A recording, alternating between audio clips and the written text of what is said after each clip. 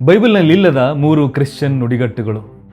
ಈ ನುಡಿಗಟ್ಟುಗಳು ಬೈಬಲ್ನಲ್ಲಿ ಕಾಣಿಸದೇ ಇರುವಾಗ ಇವು ಅಪಾಯಕಾರಿಯಾಗಿವೆ.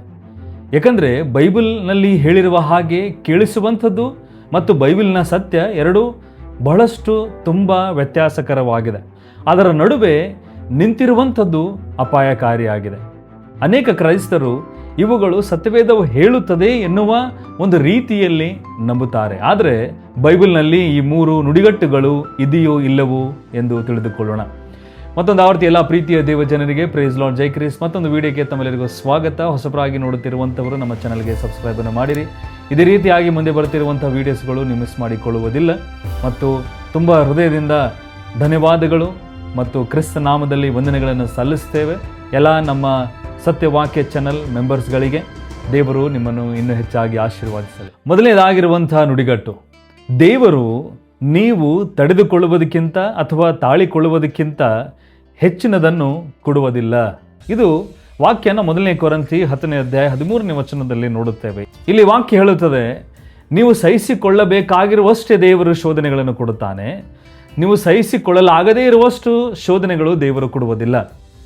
ಅಂದರೆ ಈ ಒಂದು ವಾಕ್ಯವನ್ನು ತೆಗೆದುಕೊಂಡು ಅನೇಕ ಕ್ರೈಸ್ತರು ಏನೋ ನಂಬುತ್ತಾರೆ, ಏನು ತಿಳಿದುಕೊಂಡಿದ್ದಾರೆ, ನಮ್ಮ ಸಾಮರ್ಥ್ಯ ಎಷ್ಟಿದೆ ಅಷ್ಟು ಮಾತ್ರ ದೇವರು ನಮಗೆ ಕಷ್ಟಗಳು ಕೊಡುತ್ತಾನೆ, ದುಃಖಗಳು ಕೊಡುತ್ತಾನೆ, ಸಮಸ್ಯೆಗಳಿಂದ ನಮ್ಮನ್ನು ಒಯ್ಯುತ್ತಾನೆ. ನಮ್ಮ ಸಾಮರ್ಥ್ಯವು ಎಷ್ಟಿದೆ ಅಷ್ಟೇ, ನಾವು ಎಷ್ಟು ಸಹಿಸಿಕೊಳ್ಳುತ್ತೇವೋ ಅಷ್ಟು ಮಾತ್ರ ದೇವರು ಕೊಡುತ್ತಾನೆ ಎಂಬುದಾಗಿ ಅನೇಕ ಕ್ರೈಸ್ತರು ತಿಳಿದುಕೊಳ್ಳುತ್ತಾರೆ. ಹಾಗಾದರೆ ಅನೇಕ ಕ್ರೈಸ್ತರ ಜೀವನದಲ್ಲಿ ಅನೇಕ ಒಂದು ಬಹಳಷ್ಟು ಭಯಂಕರವಾಗಿರುವಂಥ ಘಟನೆಗಳು ನಡೆಯುತ್ತವೆ. ನಾವು ಯೋಚನೆ ಮಾಡದೇ ಇರುವಷ್ಟು ಕಷ್ಟವೂ ಕೂಡ ಅವರು ಹಾದು ಹೋಗುತ್ತಿರುವಂಥವರಾಗಿರುತ್ತಾರೆ.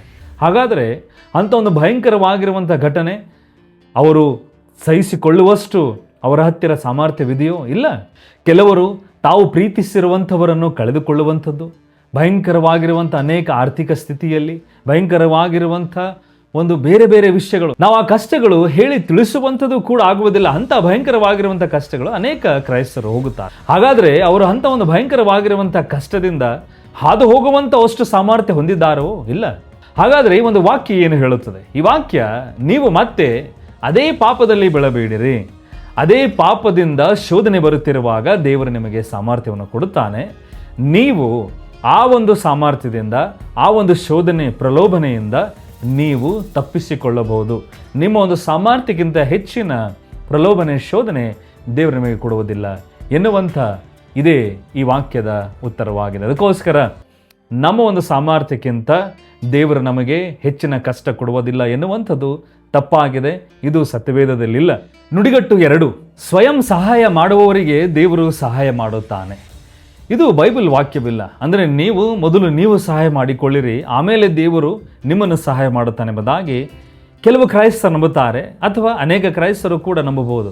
ಬೈಬಲ್ನಲ್ಲಿ ಮಾನವನ ಸ್ವಾವಲಂಬನೆ ಹೆಚ್ಚಾಗಿದೆ ಎಂಬುದಾಗಿ ಹೇಳುವುದಿಲ್ಲ, ಆದರೆ ಮಾನವನು ಅಸಹಾಯಕನಾಗಿದ್ದಾನೆ ಎಂದು ಬೈಬಲ್ ಸ್ಪಷ್ಟಪಡಿಸುತ್ತದೆ. ಅಂದರೆ ಅರ್ಥ, ಮಾನವನಿಗೆ ದೇವರು ಬೇಕು. ಪ್ರತಿಯೊಂದು ಕ್ಷಣದಲ್ಲಿ, ಪ್ರತಿಯೊಂದು ನಿಮಿಷದಲ್ಲಿ, ಪ್ರತಿಯೊಂದು ಅವನ ಕಾರ್ಯದಲ್ಲಿ ಅವನಿಗೆ ದೇವರು ಬೇಕು. ದೇವರು ಸಹಾಯ ಮಾಡಿದ ಮೇಲೇ ಮಾನವನು, ಮನುಷ್ಯನು, ಜನರು ಒಂದು ಕಾರ್ಯ, ಏನಾದರೂ ಒಂದು ವಿಷಯ ಮಾಡುವುದಕ್ಕೆ ಸಾಧ್ಯ. ಅದಕ್ಕೋಸ್ಕರ ಇಲ್ಲಿ ಮನುಷ್ಯನು, ಅಂದರೆ ಸ್ವಲ್ಪ ಕ್ರೈಸ್ತರು ಮೊದಲು ನಾವು ಸಹಾಯವನ್ನು ಮಾಡಿಕೊಳ್ಳಬೇಕು, ಅದಾದ ಮೇಲೇ ದೇವರು ನಮಗೆ ಸಹಾಯವನ್ನು ಮಾಡುತ್ತಾನೆ ಎಂಬುದಾಗಿ ಹೇಳುವಂಥವರಿಗೆ ಅವರು ಮೊದಲು ಏನು ನಂಬುತ್ತಾರೆ? ನಾನು ಮೊದಲು, ಆಮೇಲೆ ಯೇಸು ಕ್ರಿಸ್ತನು, ನಾನು ನನ್ನ ಕೆಲಸ, ಆಮೇಲೆ ಸ್ವಲ್ಪ ಯೇಸು ಕ್ರಿಸ್ತನ ನನಗೆ ಸಹಾಯ, ಅದಾದ ಮೇಲೆ ನನಗೆ ಯಶಸ್ಸು ಸಿಗುತ್ತದೆ ಎಂಬುದಾಗಿ. ಒಂದು ವೇಳೆ ನಾನು ಎಂಬುದಾಗಿ ಇದ್ದರೆ ಯೇಸು ಕ್ರಿಸ್ತನಲ್ಲಿ ಇರುವುದಿಲ್ಲ. ಯೇಸು ಕ್ರಿಸ್ತನಿರುವುದಿಲ್ಲ ಅಂದರೆ ನಾವು ಪಡೆದಿರುವಂಥ ಯಾವುದೇ ಒಂದು ಯಶಸ್ಸಿಗೋಸ್ಕರ, ನಮ್ಮ ಜೀವನದಲ್ಲಿ ನಾವು ಹೋಗುತ್ತಿರುವಾಗ, ಯಾವುದೇ ಒಂದು ಕಾರ್ಯಗೋಸ್ಕರ ನಾವು ಹೊಡೆದಾಡುತ್ತಿರುವಾಗ ಅದು ಫಲಿತಾಂಶ 0 ಆಗಿರುತ್ತದೆ.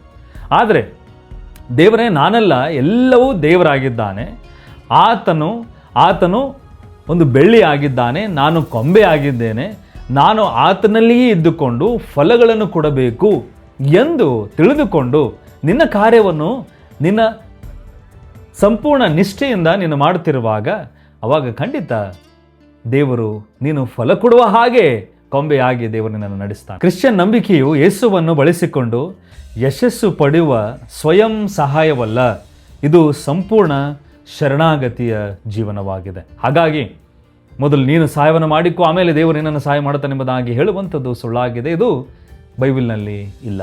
ಮೂರನೇದಾಗಿರುವಂತಹ ನುಡಿಗಟ್ಟು, ಪ್ರತಿಯೊಂದು ವಿಷಯ ಕಾರ್ಯ ಒಂದು ಕಾರಣಕ್ಕಾಗಿ ಸಂಭವಿಸುತ್ತದೆ. ಈ ಮಾತು ಕೆಲವೊಮ್ಮೆ ದೇವರ ಇಚ್ಛೆಯ ಬಗ್ಗೆ ತಪ್ಪಾದ ಕಲ್ಪನೆಯನ್ನು ನೀಡಬಹುದು.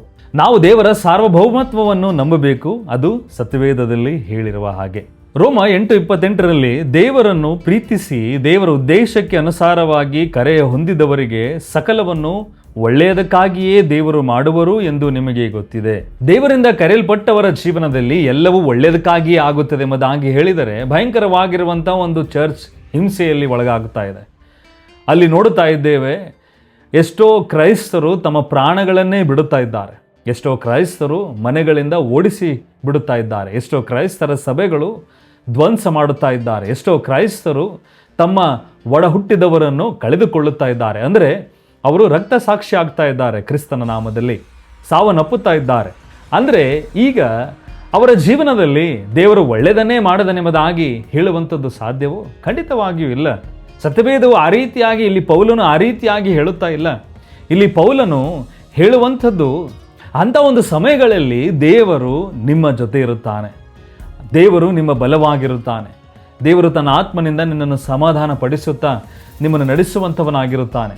ಅಂಥ ಒಂದೆಲ್ಲ ಸಮಯಗಳು ಕೂಡಿ ಮುಂದೆ ದೇವರು ಆತನಿಟ್ಟಿರುವಂತಹ ಒಂದು ಯೋಜನೆ, ಉದ್ದೇಶ, ಆತನಿಟ್ಟಿರುವಂತಹ ಒಂದು ಜೀವನ, ದೇವರು ಆ ಒಂದು ಒಳ್ಳೆಯ ಕಡೆಗೆ ನಿಮ್ಮನ್ನು ಒಯ್ಯುತ್ತಿರುತ್ತಾನೆ. ಅನೇಕ ಕ್ರೈಸ್ತರು ಏನೇ ಒಂದು ಘಟನೆ ಆಗಿರಲಿ ಅದು ಒಳ್ಳೆಯದೇ ಆಗಿದೆ ಎಂಬುದಾಗಿ ಹೇಳುವಂಥದ್ದು ಕೂಡ ಸತ್ಯವೇದದಿಂದಿಲ್ಲ.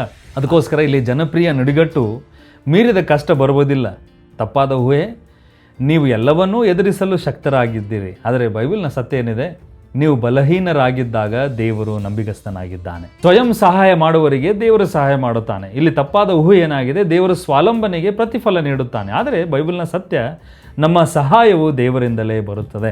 ಜನಪ್ರಿಯ ನುಡಿಗಟ್ಟು ಮೂರನೇದಾಗಿ, ಎಲ್ಲದಕ್ಕೂ ಒಂದು ಕಾರಣವಿದೆ. ಅಂದರೆ ಏನೇ ಆಗುತ್ತದೆ ಒಳ್ಳೆಯದಕ್ಕೋಸ್ಕರವೇ ಆಗುತ್ತದೆ, ಏನೇ ಆಗುತ್ತದೆ ಅದಕ್ಕೊಂದು ಕಾರಣವಿದೆ ಎಂಬುದಾಗಿ.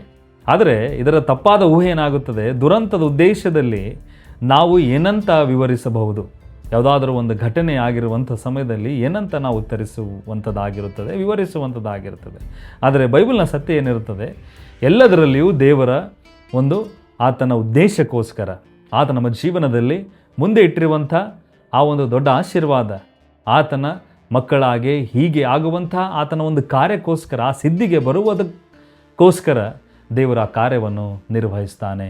ಇದೇ ದೇವರ ವಾಕ್ಯದ ಸತ್ಯವಾಗಿದೆ. ಅದಕ್ಕೋಸ್ಕರ ಯಾವುದೇ ನೀವು ಒಂದು ಮಾತು ಕೇಳಿದ್ದಾಗ ಇದು ಕ್ರಿಶ್ಚಿಯನ್ ಅಂತೆ ಕೇಳಿಸುತ್ತದೆ ಎಂದು ನೀವು ನಂಬಬೇಡ್ರಿ. ಯಾವುದೋ ಒಂದು ಮಾತು ನೀವು ಕೇಳಿದರೆ, ಯಾವುದೇ ನಿಮ್ಮ ಮನಸ್ಸಿಗೆ ಇಷ್ಟವಾಗಿರುವಂಥ ಮಾತು ನಿಮಗೆ ಅನಿಸಿದರೆ, ಈ ಒಂದು ಮಾತು ಬೈಬಲ್ನಲ್ಲಿ ವಾಸ್ತವಿಕವಾಗಿ ಏನು ಹೇಳಲ್ಪಡುತ್ತದೆ, ಇದರ ಅರ್ಥವೇನಾಗಿದೆ, ಇದು ಖಂಡಿತವಾಗಿ ನಮ್ಮ ಒಂದು ಕ್ರೈಸ್ತ ನಂಬಿಕೆಯಲ್ಲಿ ಬೈಬಲ್ನಲ್ಲಿ ಹೇಳುತ್ತದೆಯೋ, ಹೇಳಲ್ಪಟ್ಟಿದೆಯೋ ಇಲ್ಲವೋ ಎಂಬುದಾಗಿ ನೀವು ಹುಡುಕಬೇಕು. ಒಂದು ವೇಳೆ ಹೇಳಲ್ಪಟ್ಟಿದೆ ಅಂದರೆ ಅದು ಸತ್ಯವಾಗಿದೆ. ಅದಕ್ಕೋಸ್ಕರ ಕೇಳುವ ಪ್ರತಿಯೊಂದು ಮಾತನ್ನು ಬೈಬಲ್ ವಾಕ್ಯದೊಂದಿಗೆ ಪರೀಕ್ಷಿಸಿ ನೋಡುವುದು ನಂಬಿಕೆಯೇ ನಿಜವಾದ ದಾರಿಯಾಗಿದೆ. ಈ ಒಂದು ವಿಡಿಯೋ ನಿಮಗೆ ಸಹಾಯವಾಗಿದೆ ಎಂಬುದಾಗಿ ನೀವು ಅರ್ಥ ಮಾಡಿಕೊಂಡಿದ್ದೀರಿ ಎಂಬುದಾಗಿ ನಾನು ನಂಬುತ್ತೇನೆ. ಒಂದು ವೇಳೆ ನಿಮಗೆ ಸಹಾಯವಾಗಿದ್ದರೆ ಇನ್ನೂ ಅನೇಕ ಒಂದು ಆಧ್ಯಾತ್ಮಿಕವಾಗಿ ಆಳವಾದ ಒಂದು ವಿಡಿಯೋಸ್ಗಳಿಗಾಗಿ ನಮ್ಮ ಈ ಒಂದು ಚಾನಲ್ಗೆ ಸಬ್ಸ್ಕ್ರೈಬನ್ನು ಮಾಡಿರಿ, ಶೇರನ್ನು ಮಾಡಿರಿ. ಇಂಥ ಒಂದು ವಾಕ್ಯಗಳು ನಿಮ್ಮ ಒಂದು ಸಂಬಂಧಿಕರೊಡನೆ ಶೇರನ್ನು ಮಾಡಬೇಕು, ಅವರಿಗೂ ಕೂಡ ನೀವು ತಿಳಿಸಬೇಕು, ಅವರು ಕೂಡ ತಿಳಿದುಕೊಳ್ಳಬೇಕೆನ್ನುವಂಥ ಭಾರವು ನಿಮ್ಮ ಹತ್ತಿರವಿದ್ದರೆ ಶೇರನ್ನು ಮಾಡಿರಿ. ಮತ್ತು ಇದೇ ರೀತಿಯಾಗಿ ನಿಮ್ಮ ಒಂದು ಪ್ರೋತ್ಸಾಹ ಬೆಂಬಲ ನಮ್ಮ ಸೇವೆಗೆ, ಈ ಒಂದು ಚಾನಲ್ಗೆ ಇರಲಿ ಎಂಬುದಾಗಿ ಹೇಳುತ್ತಾ, ಮತ್ತೆ ಮುಂದಿನ ವಿಡಿಯೋದಲ್ಲಿ ಇನ್ನೊಂದು ವಿಷಯದಲ್ಲಿ ಭೇಟಿ ಆಗೋಣ ಪ್ರಿಯರೇ. ಅಲ್ಲಿ ತನಕ ದೇವರ ಪರಿಶುದ್ಧ ಪ್ರಸನ್ನತೆ ನಿಮ್ಮೆಲ್ಲರ ಜೊತೆ ಇರಲಿ. ಎಲ್ಲರಿಗೂ ಪ್ರೈಸ್ ಲಾರ್ಡ್, ಜೈ ಕ್ರಿಸ್ಟ್, ಆಮೇನ್.